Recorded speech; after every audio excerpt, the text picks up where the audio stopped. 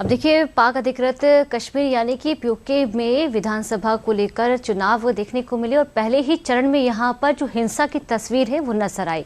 कई लोगों पर गोलियां भी बरसाई गई हैं। किस तरह से वहां पर स्थिति बनी, देखिए इस रिपोर्ट में।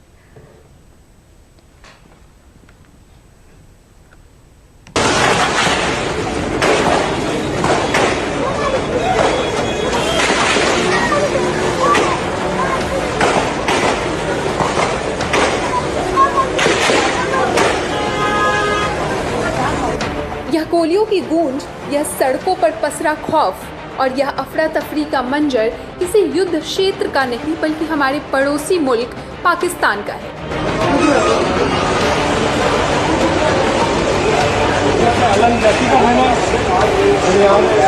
पाकिस्तान अधिकृत कश्मीर यानी पीओके में विधानसभा चुनाव के पहले चरण के दौरान लोकतंत्र की आवाज की जगह बंदूकों की आवाज सुनाई दे रही है।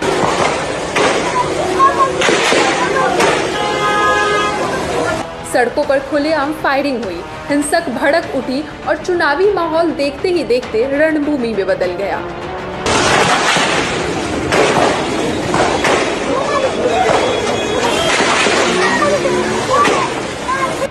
पीओके में विधानसभा चुनाव के पहले चरण के दौरान हिंसा भड़क उठी। अलग अलग घटनाओं में कम से कम 19 लोगों की मौत होने की खबर है, जबकि कई अन्य घायल हुए। चुनावी धांधली के आरोपों और सरकार विरोधी प्रदर्शनों के बीच कई मतदान केंद्र पर झड़पें हुई। ज्वाइंट अवामी एक्शन कमेटी के समर्थकों का आरोप है कि रावलकोट में पाकिस्तानी सुरक्षा बलों ने प्रदर्शनकारियों पर अंधाधुंध गोलीबारी की, जिसमें 19 लोगों की जान चली गई। संगठन ने सोशल मीडिया प्लेटफॉर्म एक्स पर मृतकों के नाम भी जारी किए हैं। पीओके में चुनावी हिंसा और पाकिस्तानी सुरक्षा बलों की कार्रवाई पर अब सिर्फ स्थानीय लोगों की ही नहीं बल्कि पूरी दुनिया की निगाहें टिक गई है।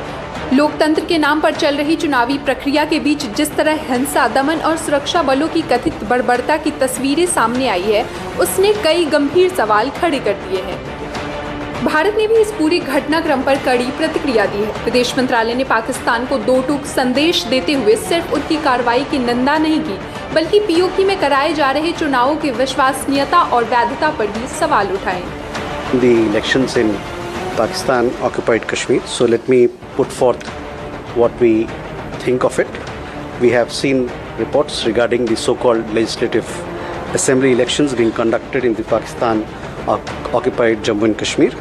India's position on this particular matter has been clear, consistent and well known.